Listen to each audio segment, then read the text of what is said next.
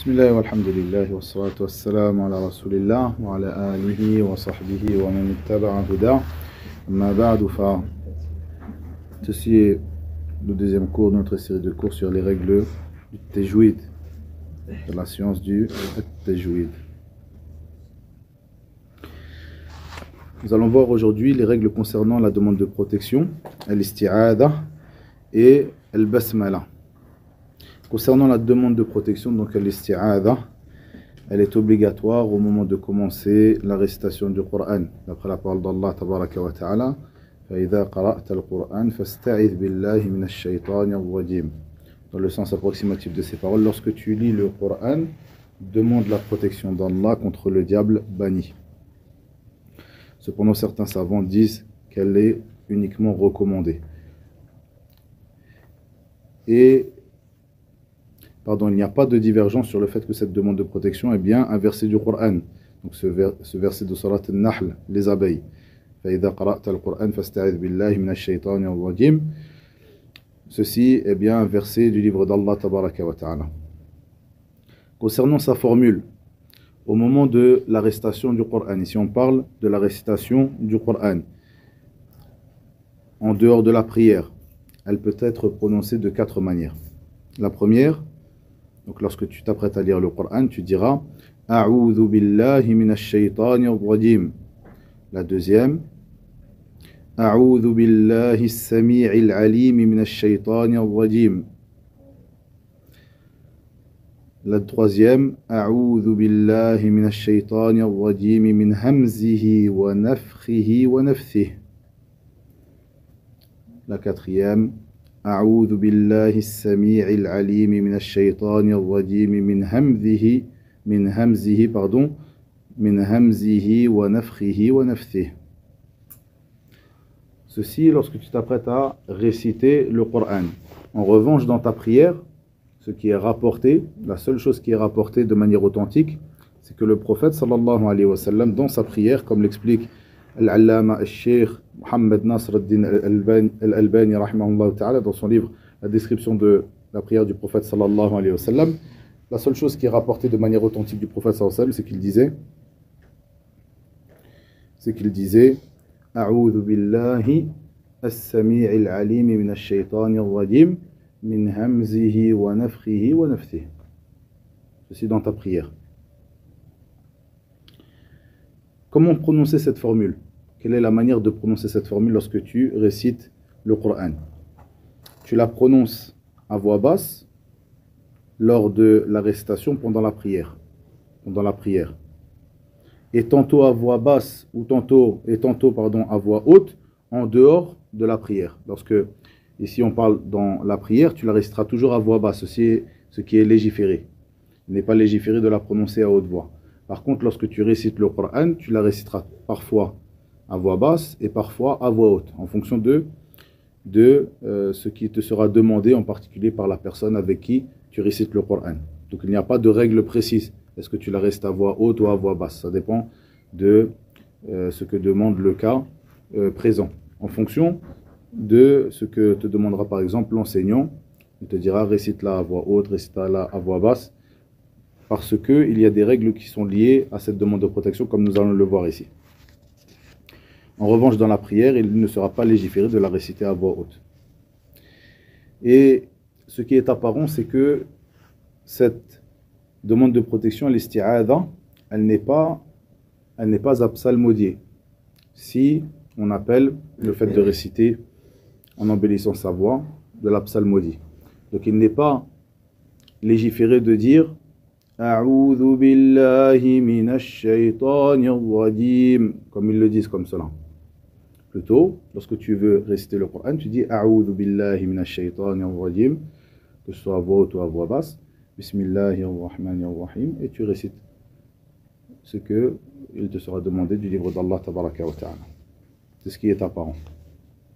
Il n'est pas légiféré de la psalmodie, à partir du moment où on appelle ceci de la psalmodie, tout simplement car elle ne fait pas partie du livre d'Allah tabaraka wa ta'ala. Ce n'est pas un verset du livre d'Allah, hormis ce verset de Surat Al-Nahl.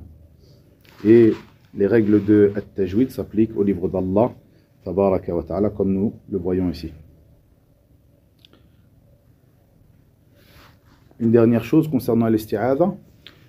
Elle est légiférée lorsque tu t'apprêtes à lire le Coran, à réciter le Coran, et non lorsque tu t'apprêtes à lire des parties du Coran, comme le font certains khutaba, comme vous pouvez l'entendre des fois. Ils disent Ba'da a'udhu billahi minash shaytanir rajim, kada wa kada wa kada, du livre d'Allah tabaraka wa ta'ala. Donc, lorsqu'ils désirent réciter un ou deux versets du livre d'Allah, khutbat Jumu'ah, ou même lorsqu'ils parlent, les gens, lorsqu'ils parlent entre eux, ils disent A'udhu billahi minash shaytanir rajim, et ils lisent un verset. Ou alors ils disent Ba'da a'udhu billahi minash shaytanir rajim. Donc après A'udhu billahi minash shaytanir rajim, kada wa kada comme verset. Ceci n'est pas légiféré. Nous voyons que dans de nombreux ahadiths, le prophète sallallahu alayhi wa sallam évoque un verset du livre d'Allah tabaraka wa ta'ala. Il n'est pas rapporté des compagnons qu'ils disaient A'udhu billahi minash shaytanir rajim, ou comme il le disait le khutaba, donc comme je viens de le dire, Ba'da a'udhu billahi minash shaytanir rajim, kada wa kada, un ou deux versets. Lorsque tu parles avec ton frère et que tu souhaites sortir un hadith, un verset pour comme argumentaire de ce que tu avances, eh bien ce n'est pas légiféré de dire A'udhu billahi minash shaytanir rajim et de sortir le verset, de rapporter le verset. Plutôt, cette demande de protection à l'isti'adha sera légiférée lorsque tu désires réciter le livre d'Allah tabaraka wa ta'ala, comme il est venu dans ce verset de Surat An-Nahl. Concernant Al-Basmala, Al-Basmala qui est la formule suivante, Bismillahir Rahmanir Rahim. Ce mot Basmala est ce qu'on appelle dans la langue arabe An-Naht. An-Naht. An-Naht, parfois dans la langue arabe, c'est le fait de prendre deux mots ou plusieurs mots et de les réunir en un seul mot. Comme on l'a vu, si vous vous rappelez, dans l'explication de Talqin al-Aqidati lil-Awam, lorsqu'on dit Ish hada, Ayyu shay'in hada. Donc on a pris deux mots Ayyu shay'in, on l'a rendu un seul mot Ish hada. Et parfois ce sera de cette manière-là, on dirait Al-Basmala, c'est Bismillahir Rahmanir Rahim. Al-Hawlaqa, c'est La hawla wa la quwwata illa billah. Et autre que cela parmi les formules qui sont appelées An-Naht. Donc ici, Al-Basmala, Bismillahir Rahmanir Rahim, fait-elle partie du livre d'Allah, fait-elle partie du Coran? Dans Surat Al-Fatiha, il y a une divergence des savants. Est-ce qu'elle fait partie ou non de Surat Al-Fatiha? Donc est-ce qu'elle fait partie de l'un des 7 versets de Surat Al-Fatiha? Donc il y a une divergence, est-ce qu'elle fait partie ou elle ne fait pas partie? Concernant l'ouverture des autres sourates du Coran, elle n'est pas un verset du Coran. En dehors, bien sûr, les sourates du Coran commencent toutes par Al-Basmala, en dehors de quelle sourate? Hein? At-Tawbah. Surat At-Tawbah, qui est appelée aussi Bara'a. Elle ne fait pas partie, elle n'est pas un verset de ces sourates. Et dans Surat An-Naml, donc les savants de Tajwid, lorsqu'ils parlent de Al-Basmala, ils ont l'habitude de rappeler, de dire elle n'est pas un verset du Coran, ils parlent de Al-Fatiha. Ils disent voilà, il y a une divergence à propos du fait que Al-Basmala est un verset du Coran ou non, est-ce qu'elle fait partie de ces 7 versets de Surat Al-Fatiha ou non. Puis ils disent en revanche, la Basmala qui se trouve au début de chacune des sourates du Coran ne fait pas partie de cette sourate, en dehors du verset de Surat An-Naml. Et ici, nous allons l'évoquer à part en disant que dans la Surat An-Naml, puisqu'elle n'est pas, on ne parle pas de Al-Basmala qui se trouve au début de la sourate. Celle qui se trouve au début de la sourate, celle-ci ne fait pas partie de Surat An-Naml, mais uniquement ce verset qui se trouve dans Surat An-Naml, qui est la parole d'Allah tabaraka wa ta'ala, Innahu min Sulayman wa innahu bismillahir rahmanir rahim. Dans cette lettre qui est envoyée à la reine de Saba, il dit Innahu min Sulayman wa innahu bismillahir rahmanir rahim. Ceci est bien un verset du livre d'Allah tabaraka wa ta'ala, c'est le verset numéro 30 de Surat An-Naml. Cependant, il est obligatoire de lire Al-Basmala lors de la récitation du Coran, au début de chaque sourate. Ceci était la voie des compagnons du prophète sallallahu alayhi wa sallam dans leur récitation du livre d'Allah tabaraka wa ta'ala, sauf au début de surat Bara'a ou surat Tawbah, la surat numéro 9. Cette basmala, comment est-elle récitée? Pendant la prière, elle est récitée à voix basse. Et ceci est l'avis le plus juste. Malgré qu'il y ait une divergence à ce sujet, est-ce que tu récites al-basmala à voix haute ou à voix basse? C'est pour ça que parfois tu entendras l'imam réciter al-basmala à voix haute. Il est rapporté plusieurs ahadiths qui sont la cause de cette divergence, mais l'avis le plus juste est que al-basmala récité à voix basse lors de la récitation du Coran pendant la prière. En revanche, lors de la récitation en dehors de la prière, elle sera récitée comme l'isti'ada, parfois à voix haute, parfois à voix basse, en fonction de ce que la situation demande. Puisque des règles sont liées à ces deux formules, l'isti'ada ou al-basmala, comme on va le voir ici, parfois l'enseignant te demandera de les réciter à voix haute pour savoir si tu pratiques correctement ces règles ou non. Et parfois il ne te demandera rien, et parfois tu pourras de toi-même réciter à voix haute ou à voix basse al-basmala. Les règles qui sont en relation avec al-basmala et al-isti'ada. La première de ces règles qui concerne la manière qu'a le lecteur, le récitateur, de réciter al-basmala au niveau de sa liaison. La liaison de celle-ci avec le début de la surah. La basmala, lorsque tu fais la liaison entre la surah, que ce soit la fin de la surah précédente que tu récites et le début de cette surah, cette nouvelle surah que tu vas réciter, ou alors lorsque tu vas réciter une nouvelle surah tout simplement, ou une surah seule sans réciter une précédemment. Quelles sont les règles qui régissent ou qui sont liées à cette basmala? Elles sont de quatre sortes. La première, on dira que c'est le fait de couper al-basmala de la fin de la surah qui précède et du début de la surah que tu vas lire. C'est ce qu'on appelle qat'u al-jami'. Qat'u al-jami'. On s'arrête, on coupe la récitation. Qat'u al-jami'. C'est une chose qui est autorisée. Ce sera le fait de réciter la fin de la surah. Tu récites une surah, tu t'arrêtes à la fin de cette surah, puis tu commences la nouvelle surah en récitant le basmala seul. Tu t'arrêtes à la fin de le basmala et tu récites le début de la surah.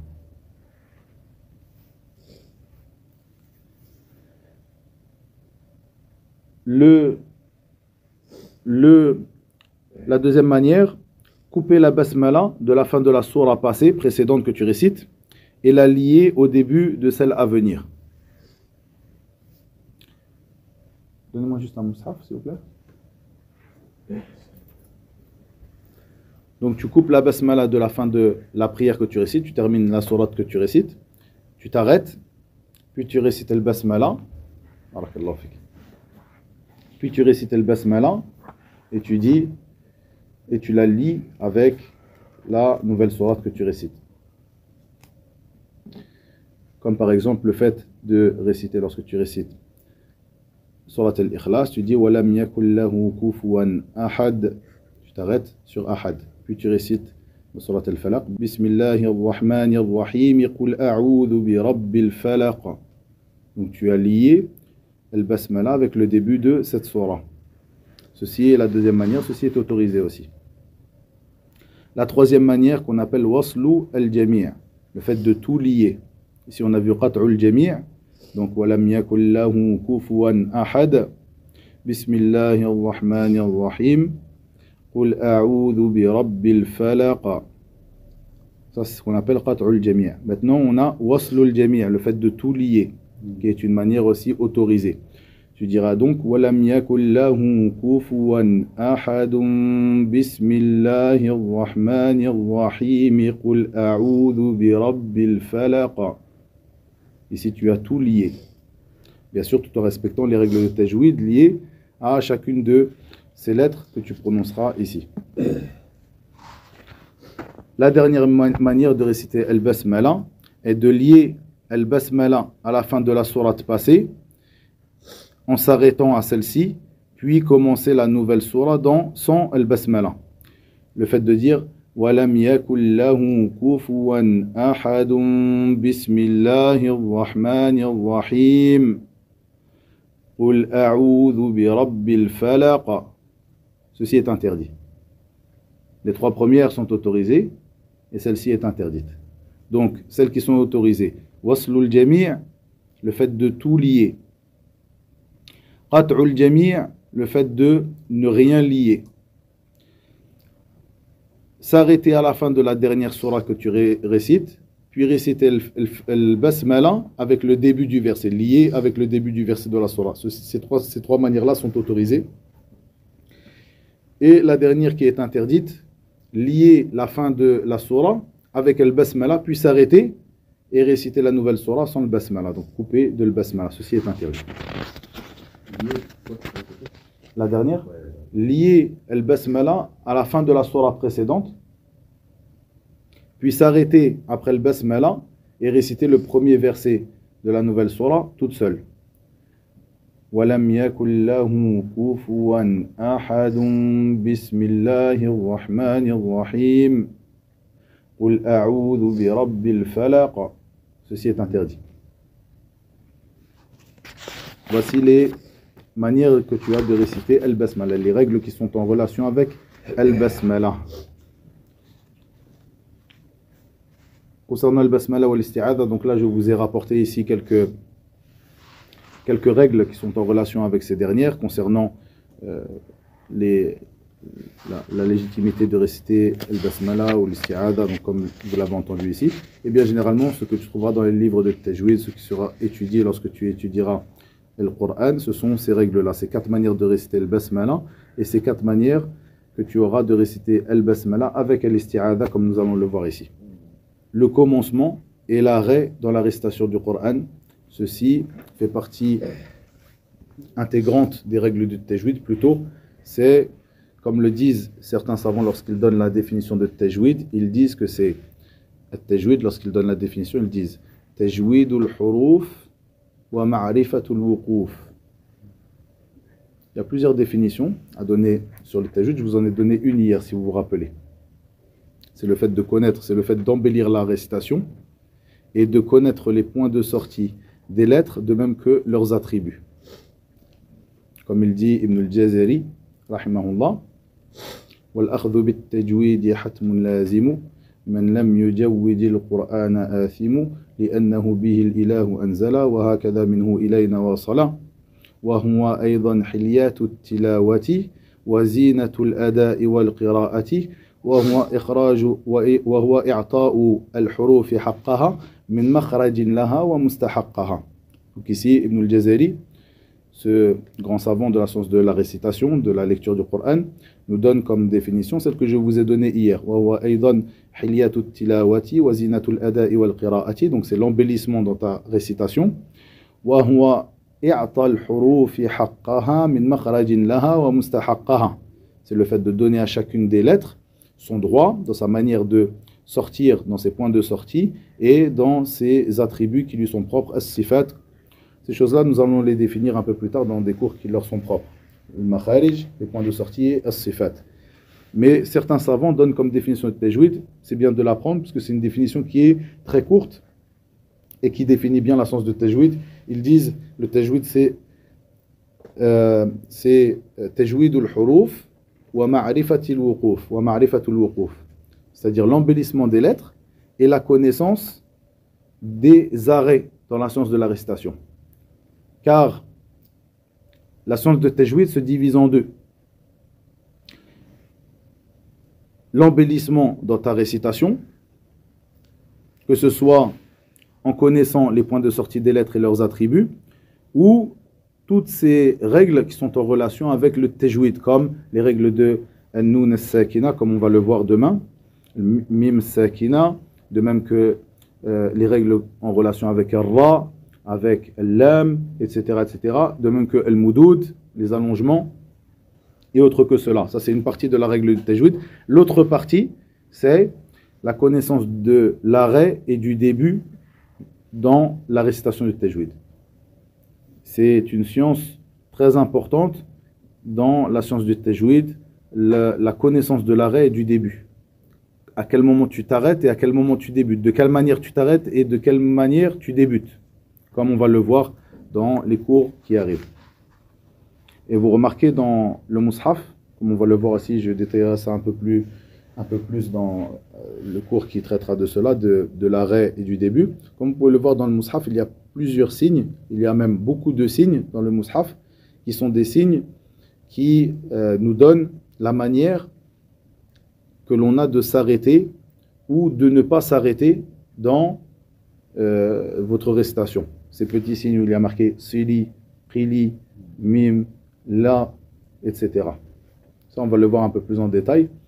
Ceci a été mis en place, donc ces signes-là, par les imams de cette communauté. Ceci de par l'importance de la connaissance que l'on doit avoir concernant le commencement dans la récitation et l'arrêt dans la récitation. Car une personne qui ne sait pas commencer ni s'arrêter peut changer le sens du verset.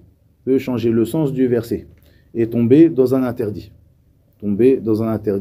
Et lorsqu'il récite le Coran et qu'il ne connaît pas la manière de s'arrêter et de commencer, il peut changer le sens du verset, donc faire ou réciter l'inverse dans le sens de ce que Allah tabaraka wa ta'ala a dit dans son livre. Simplement, en n'ayant pas la connaissance du bon commencement et du bon arrêt dans la récitation du Coran. Ceci est très très important, les frères. Donc la science de l'arrêt et du commencement, ce qu'on appelle al-waqf wal-ibtida. Al-waqfu wal-ibtida. La manière qu'a le récitateur du Coran de commencer de s'arrêter lors de sa lecture est une porte importante donc de la science du tajwid. Il faut savoir que les Arabes ne commencent jamais sur un soukoun. Ceci est une règle générale qui est très importante de connaître, que ce soit dans la langue arabe lorsque tu étudies la langue arabe ou la science du tajwid.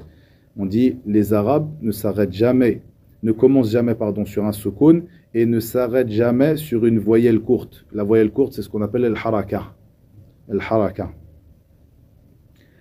Donc, les Arabes ne commencent jamais sur un soukoun. À l'inverse de ce qu'on peut voir dans beaucoup de langues dialectales arabes, où on commence parfois sur un soukoun. La première lettre est maskouna. Ceci arrive souvent dans beaucoup d'arabes dialectales. Mais dans l'arabe littéraire, qui est la langue des Arabes, il ne commençait jamais sur un soukoun. Et il ne s'arrête jamais sur une voyelle courte. Plutôt, ils arrêtent toujours leur conversation sur un soukoun. Et concernant les règles de l'arrêt dans la récitation du Coran, nous verrons cela bien sûr dans un prochain cours. Mais ici, concernant le commencement et l'ibtida, l'ouverture de la récitation, elle peut se faire de 4 manières. La première, qat'u al-jami'. Encore une fois, ce terme, qat'u al-jami', le fait de s'arrêter à chaque fois que tu récites une formule. C'est-à-dire que tu coupes la demande de protection de al-basmala ainsi que du début de la surah. A'udhu billahi minash shaytanir rajim. Bismillahir rahmanir rahim. Qul huwa Allahu ahad. Qat'u al-jami'. Nous avons waslul jami', encore une fois, qui est waslul jami', tout lié. أعوذ بالله من الشيطان الرجيم بسم الله الرحمن الرحيم قل أعوذ برب الفلق. وصل الجميع. Nous avons le fait de couper al-isti'adha de al-basmala et lier al-basmala au début de la surah. أعوذ بالله من الشيطان الرجيم بسم الله الرحمن الرحيم قل أعوذ برب الفلق. Et la dernière de ces manières est le fait de lier la première à la deuxième, c'est-à-dire l'isti'adha al-basmala, et de couper le basmala au début de la surah. أعوذ بالله من الشيطان الرجيم بسم الله الرحمن الرحيم قل أعوذ برب الفلق. Ces 4 manières sont légiférées. c'est comme ceci que tu commenceras ta récitation du Coran. Et ici s'achèvent ces introductions à la science du tajwid et à la récitation et la lecture du livre d'Allah Tabaraka wa Ta'ala. Et demain, on rentrera dans le premier sujet de la science du tajwid qui sont les règles de Noun as-Sakina, la lettre Noun as-Sakina. Inch'Allah Ta'ala. Wa ila huna wa billahi tawfiq. Wa sallallahu wa sallam wa barak ala nabiyyina Muhammad walhamdulillahi rabbil alamin.